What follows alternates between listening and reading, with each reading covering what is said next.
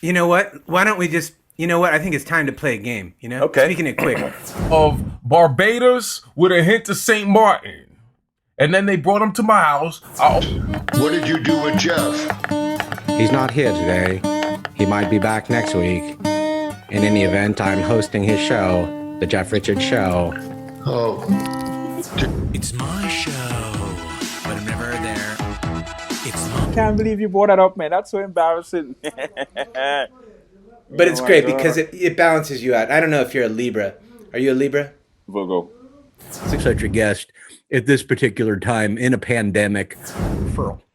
Well, I went into Red Lobster. Back and forth, and then just eat my way across Rome again. Questions I didn't write. You know. Right. So who would win in a fight? You or John Stamos's baby? The baby, Billy. Yeah. Well, I am Gil. Okay. And first movie. Your first movie was The Cowboys with John. Eating meat versus just going, I'm not a big meat eater. Worked a lot. It was like my second job ever. So he Extrasensory perception. I got into composing and arranging and You ready? I have no idea. It's my show. Killing it, boy, killing it.